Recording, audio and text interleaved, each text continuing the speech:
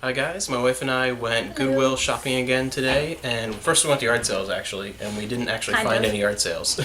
They were advertised, but they weren't there, It so was I don't know. completely empty. Yeah, so drove for nothing, but then we stopped at Goodwill and we found some great stuff.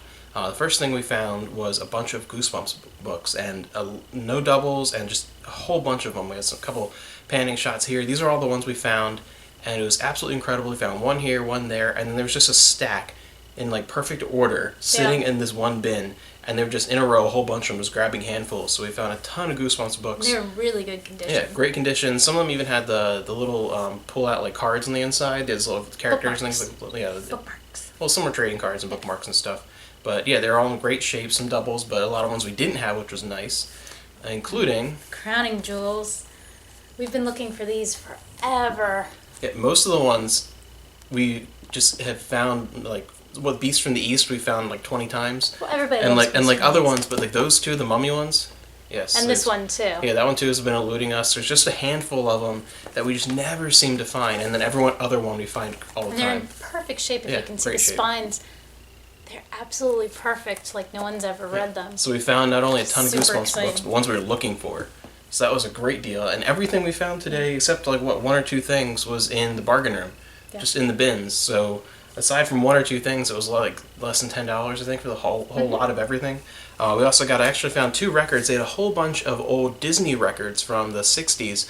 Some weren't in very good shape, but a couple of them were really cool. This one is the story of 20,000 Leagues Under the Sea, and it's really just, it's a storybook one. So it's really, really cool. $198 each. Yeah, in the 60s. And this one, they had two different Popeye ones. I picked up this one because it was the only one that was in like decent shape. It wasn't completely destroyed, but it's Popeye's favorite sea shanties. So that was kind of cool. From some of these old ones, they had a bunch here. You can see on the back some of the ones that were there also. But most of them were in pretty bad shape. But those weren't too rough and pretty cheap. That was fun. Another good find here. And then we found for the SNES, nice strategy guide here, and I didn't realize Donkey it Kong was Country 2. Yep. for the SNES because the graphics are just crazy for a Super Nintendo game. So Oh yeah, I know. that's pretty cool. I can't wait to find the game. And then Amanda picked up a book. I missed this when I was looking. She picked up one I would like, The Lawless Decade. It's a book about the 1920s. So this just seemed pretty interesting, and I was reading the back of it. So and I do really like to read about the 20s. I like a lot of stars from that era. And then I was really excited. This is the first thing we picked up.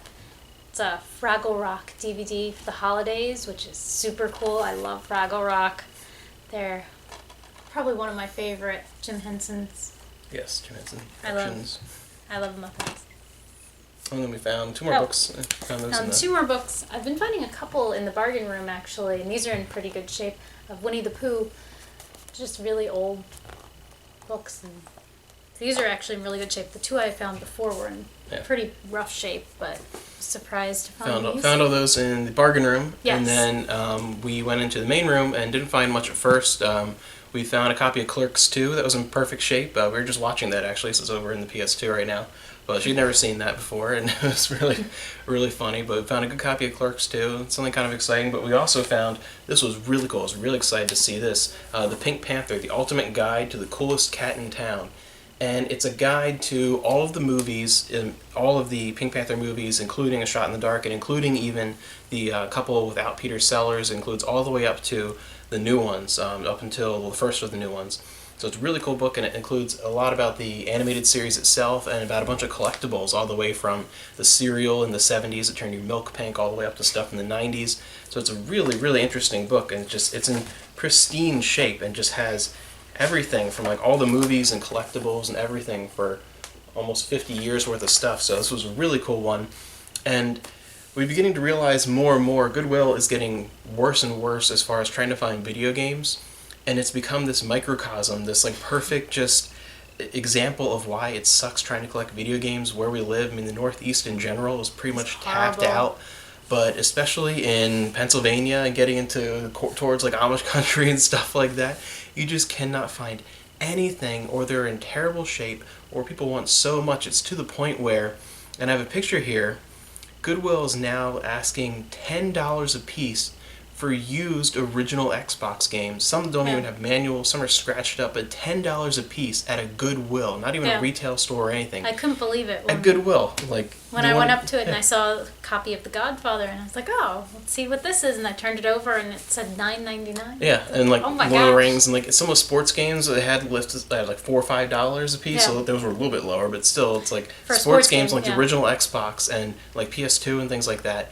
And it was funny because when I took this picture, because I was like, no one's gonna believe me, they're charging $10 a piece at Goodwill, a thrift store. When I was taking the picture, there was a reseller there, and she was near us, and I think she thought I was scanning them or something with my phone to check them, because as soon as I took my phone away and started to step away from them, she like lunged in and actually hit me with her arm as she went to grab them, thinking I was like passing up or whatever. And then she actually turned around and scanned them, and I looked at her and she looked at me like I was crazy because she saw they're worth like, $5. And but yeah, it was pretty funny. But we had some great luck today with finds for books, at least, and Goosebumps. Well, that was a great deal. Found some cool stuff. Another successful day thrift shopping, and we're almost done with our Goosebumps. Yeah, we're almost done with Goosebumps, and we even have some of the Choose Your Own Adventure. Mm-hmm. We have a couple. The Goosebumps 2000, something like that. Yeah, but we found a couple of those too, but we're almost done. Yeah, we really like the old ones just because we were the perfect age to grow up with them in the 90s. So it's just a very nostalgic kids series we'd want to have a full set of and pass on to our kids. And now if we can only find the rest of the Dead Time series, because that's going to be our next. Yeah, I like those. Our next adventure. There's only like 12 of them or something like that. But yeah, well, I think we have like half. Yeah, we have about at this half point. Of them. But anyway, those were pickups for today, and we'll see you next time.